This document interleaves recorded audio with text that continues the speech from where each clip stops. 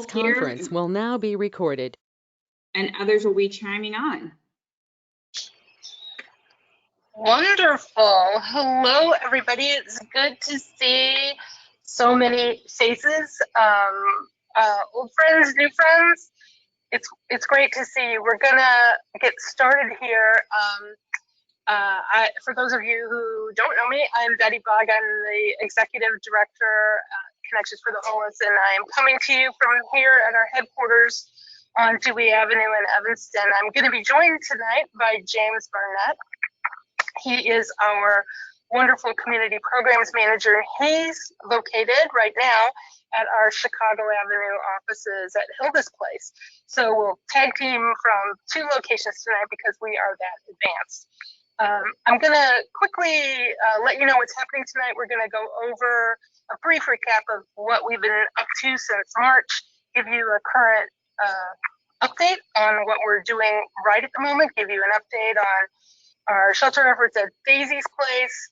We're going to take your questions, and we promise to get you out of here by 5:30. So we're going to be very efficient with our time. Do type questions in the chat.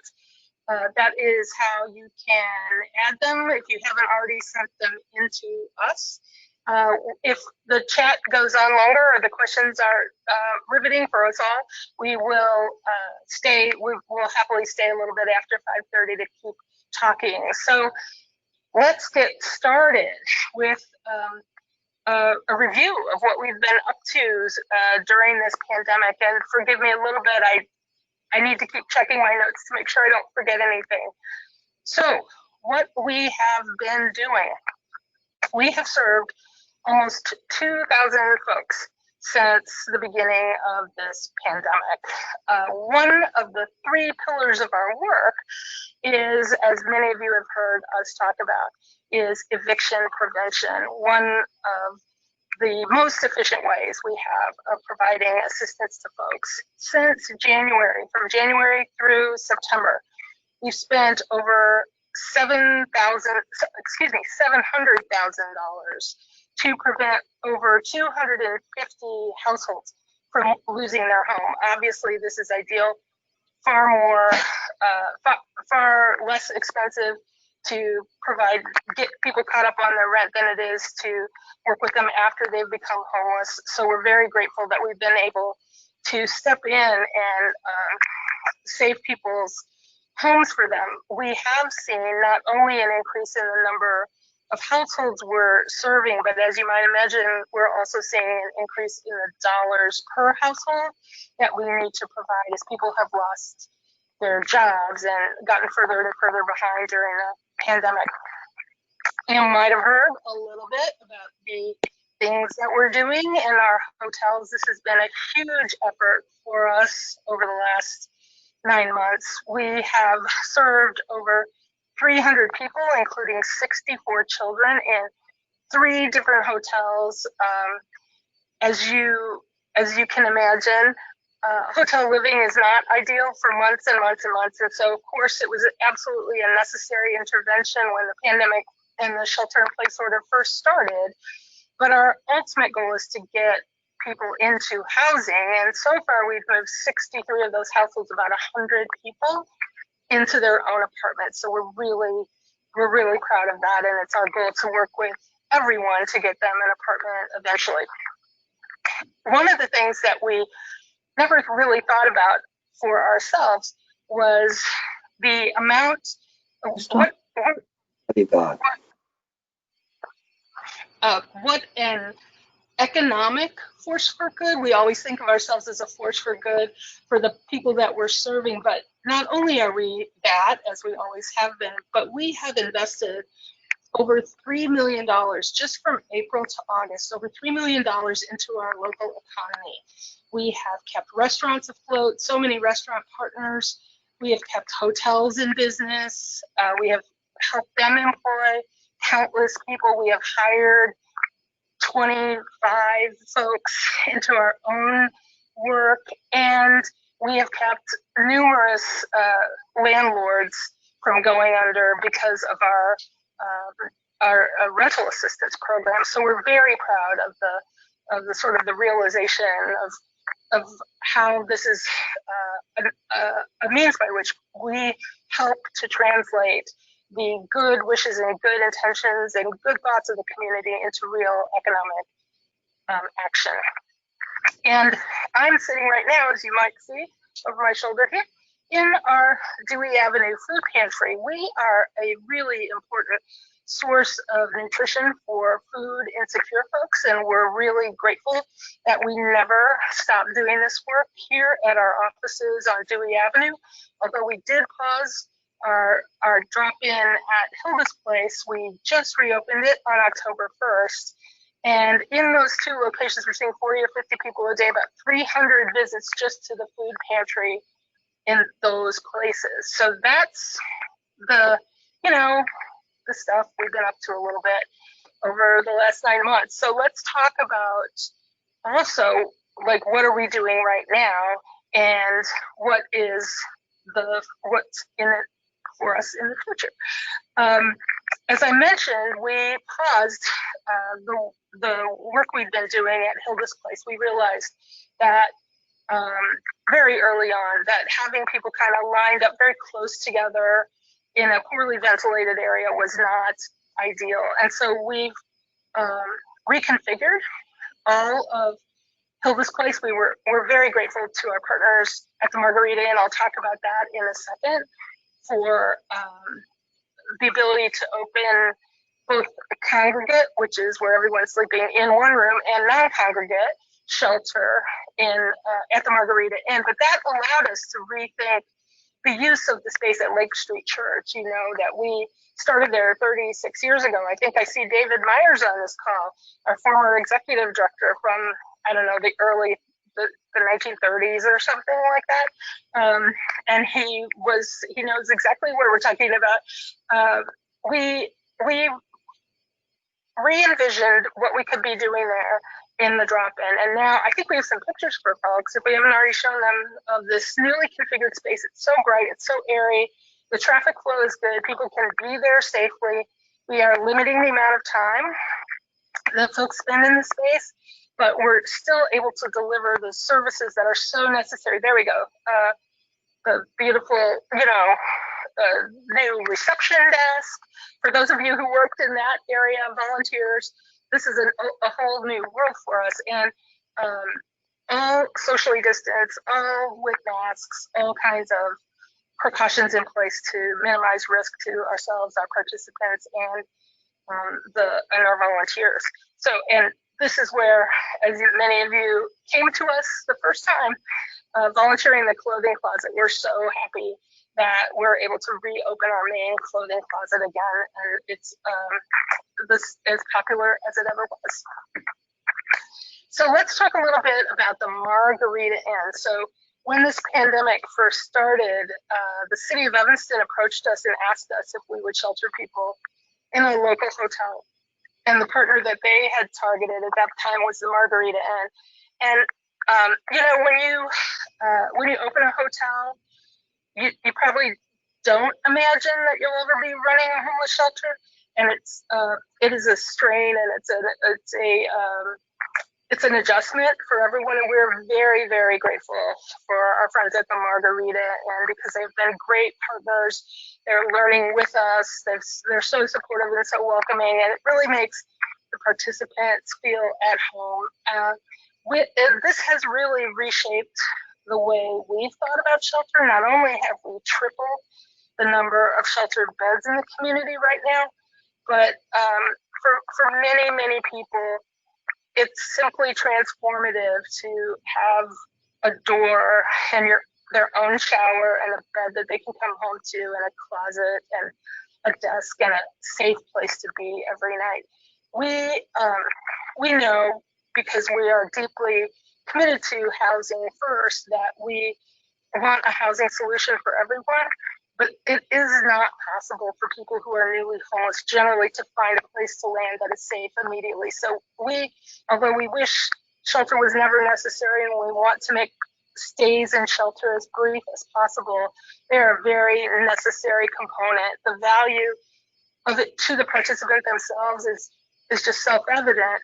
And also, it really helps us facilitate getting the person into housing. If we can't find you when your apartment comes open or you've been matched to a subsidy, if we can't find you because you're traveling around, you're hopping from place to place, you're living somewhere very unsafe, it is very difficult for us to implement that housing solution. So just having people present with us all the time is extraordinarily, it increases our impact exponentially when we're working on the housing solution for folks.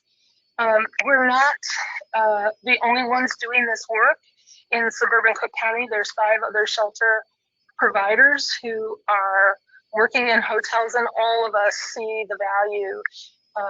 And there's, the hotel industry is really struggling, and our hotel partners have been very grateful for the influx of funding that we've brought to them.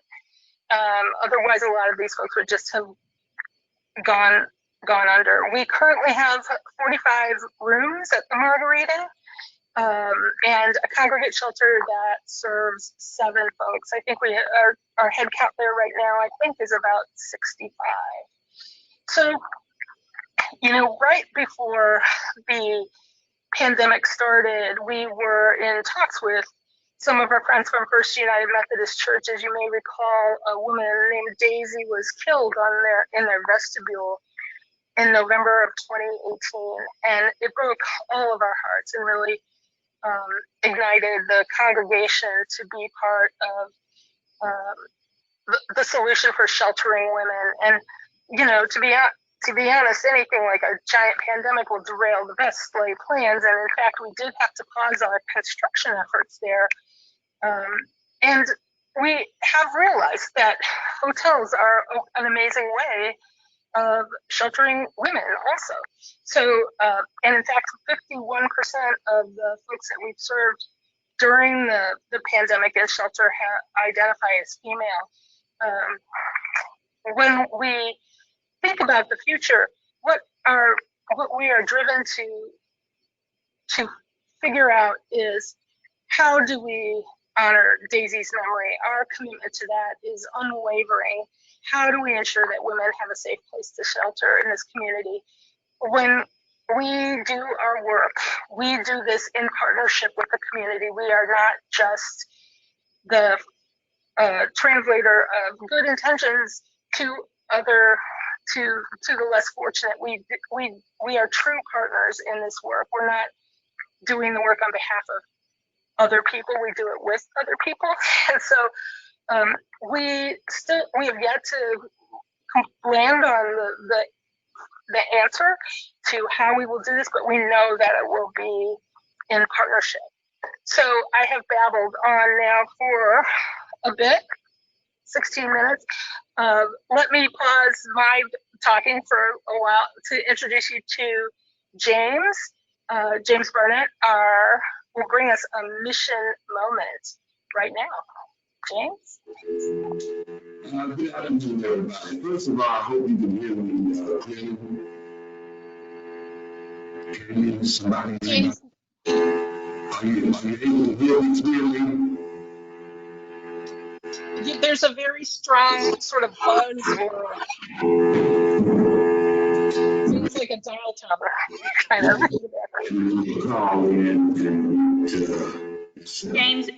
James, we're going to send you the contact information to call in.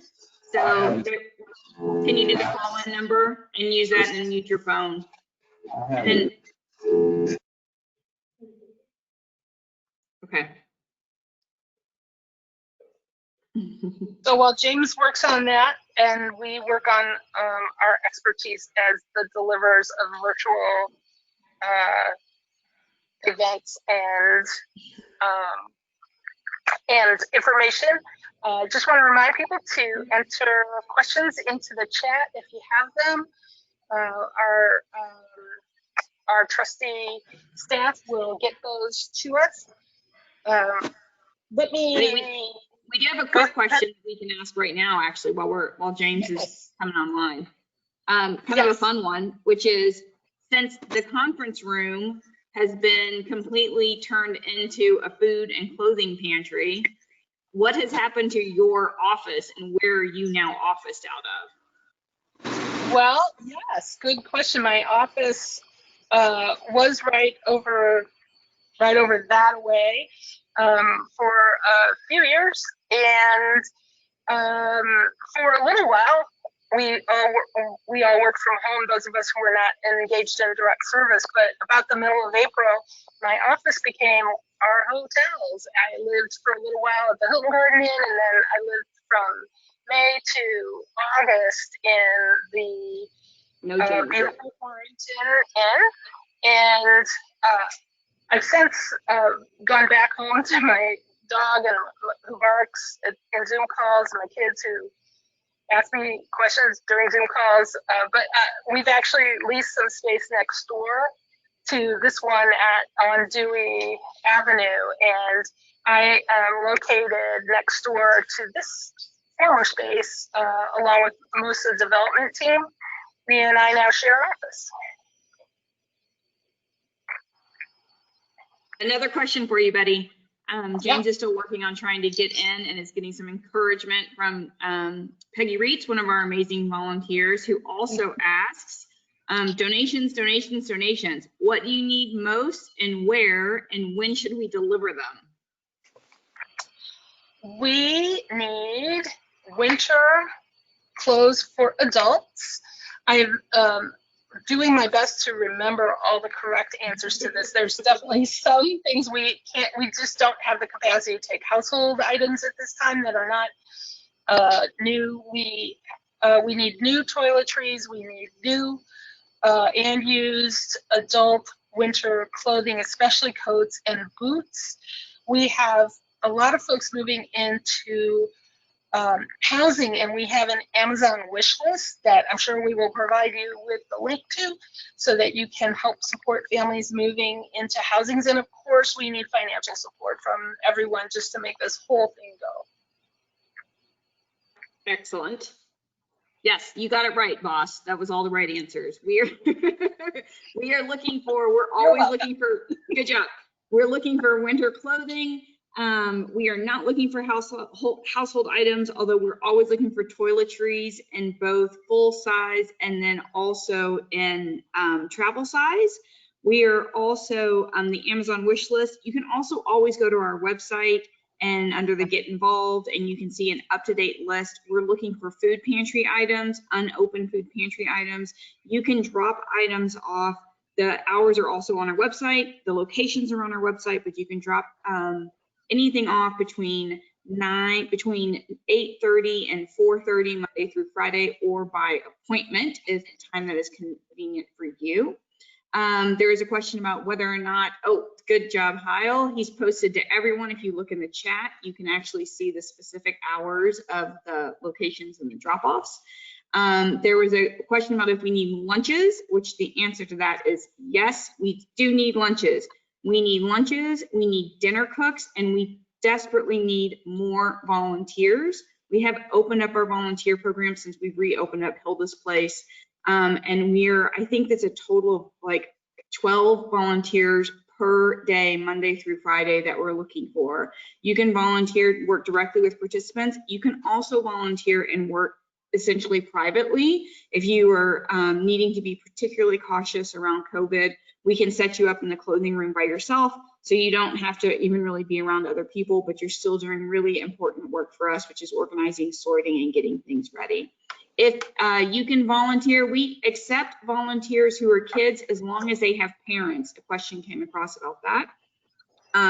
You have to be 18 years old or older to volunteer by yourself. If you're under 18, and you want to volunteer on site, you need to volunteer with a parent. But one of the things that we have done is we've separated our volunteering to really on site or on our location or at home volunteering. So we consider our lunch makers and our dinner makers, those are all volunteers as well.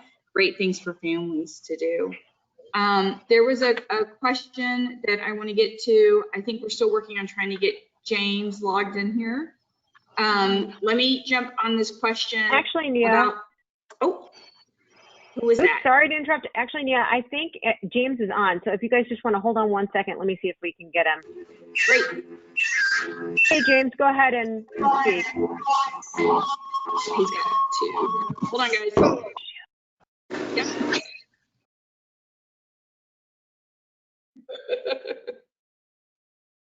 Okay, yeah.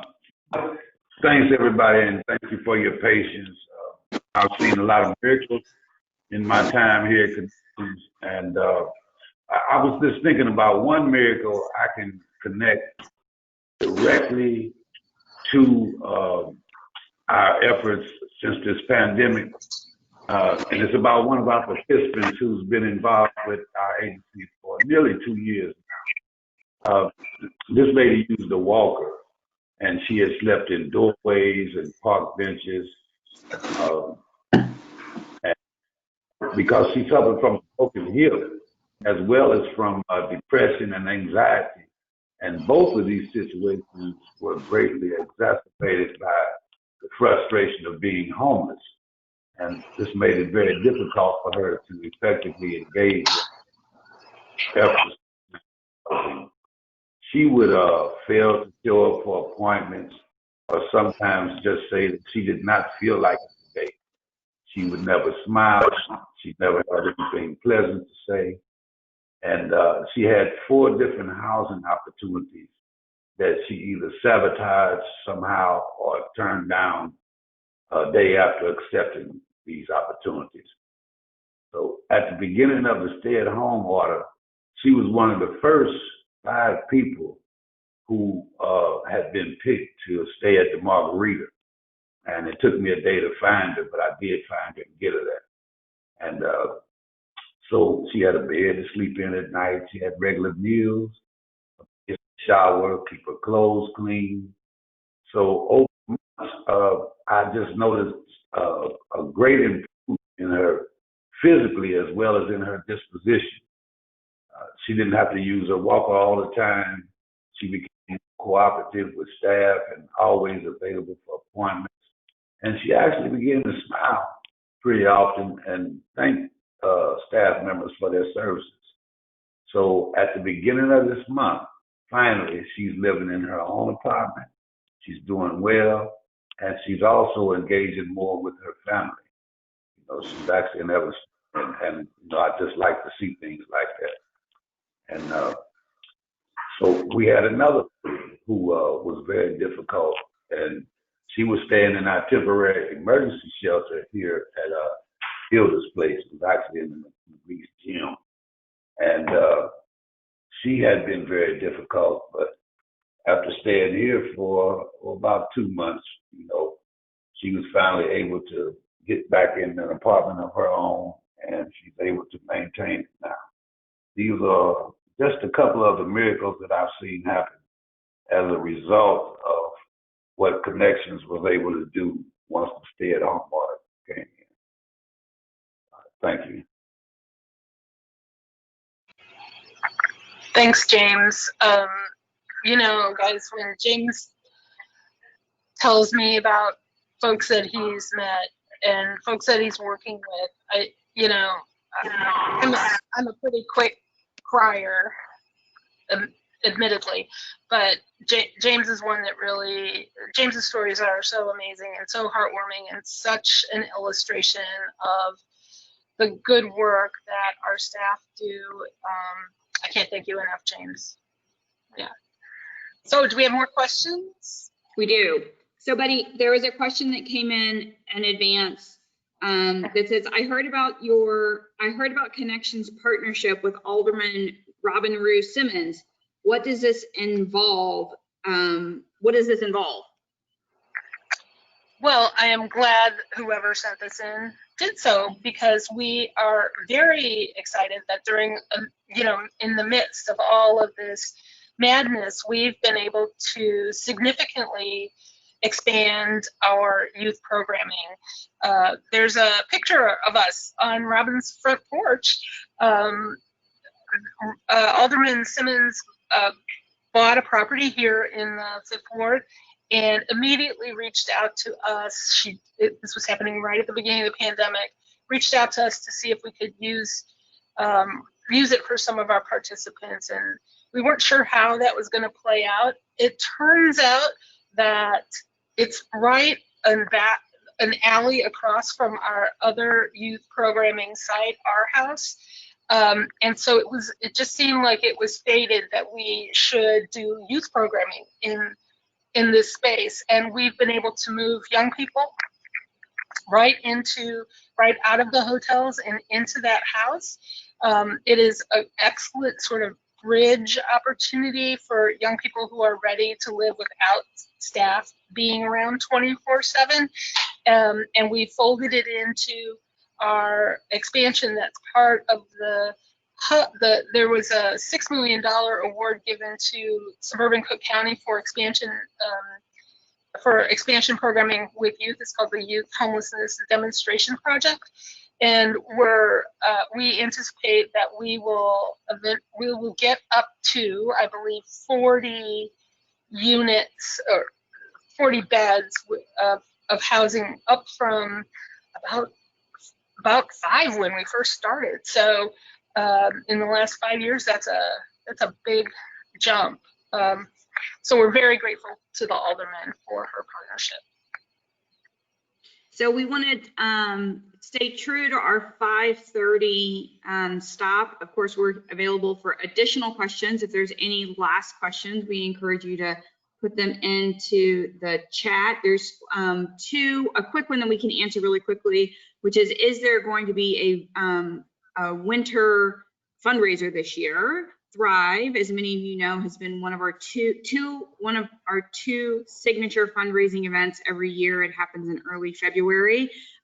Thrive, virtual Thrive is happening. Hashtag Thrive is alive is what we're calling it.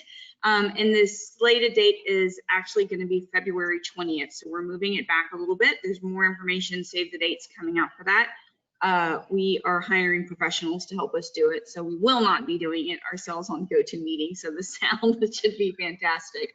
There was a question that came through around wanting to know, Betty, what are you most concerned about heading into winter, and how can people on this call and how can our community help us? That is something we were just actually talking about in our senior leadership team meeting today. COVID cases are rising very quickly, and we are anticipating another lockdown possibly.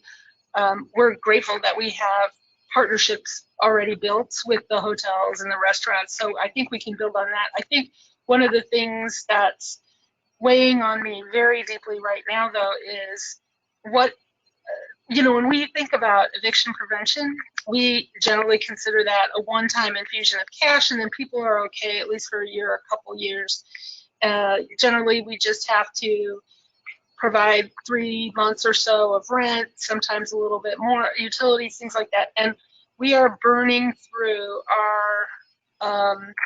our funding for prevention at an extraordinary pace, even though we have had tremendous support from Evanston Community Foundation. I see you, Mary Beth Schroeder, thank you. Evanston Community Foundation, we've gotten dollars from other entitlement communities like Skokie and Evanston and Des Plaines. We do not have sufficient funding, and people's needs are not going away. People are not going back to work. And so we need to be thinking of longer term supports for these folks who otherwise will end up in our shelter system if we cannot provide them with some financial assistance. So I would love our supporters to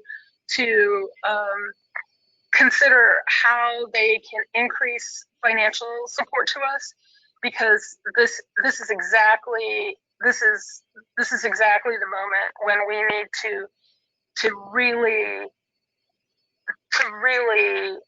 get behind people, or this will spiral into a much more serious situation for hundreds of households. So I know that it kind of seems like the answer is always going to be money, but in this case, the answer is money. That's what we have to do to get people back, to keep from losing their homes. Betty, we have another question that came in about how is Interfaith Action of Evanston, how are they functioning, and other faith organizations who typically provide soup kitchens and sheltering during cold months. And I think it's an opportunity to kind of speak to our partnership with them. Yeah, this has not been an easy time for any of us, and Interfaith had to close a couple of weeks early last winter, but I guess the silver lining that came from that was a real deepening of our partnership with them. Sue Murphy, the executive director at Interfaith Action, is in our Zoom calls 3 days a week. We are actively in discussions with them about how the soup kitchens can help support our food needs, both to folks at the Margarita Inn and folks in the community in general to drop in. The partnership, I would say, is stronger than it's ever been. They are looking to open their cold weather shelter again this winter at a reduced capacity. We're still not sure what the need there will be. It's a good time to find out.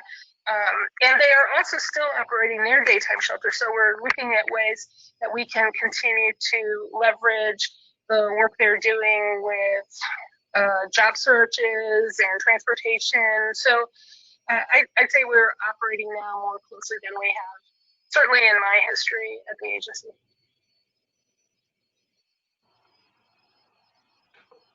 Okay, Betty, I think we got to most of the questions. Our deep thanks to everyone who has logged on this evening. We sent this invitation really to our closest and dearest partners because we know that you have grace as we try to figure some of this out, these technologies, but also because we wanted to make sure that you all had an opportunity to hear directly from Betty about the work that's happening. Please do feel free to contact Betty directly, myself directly, any of our board members. If you have any questions, thank you guys so much for the support. And Betty, if you want to sign off, I think we're pretty good. Yeah, we appreciate all of you. I love seeing your faces.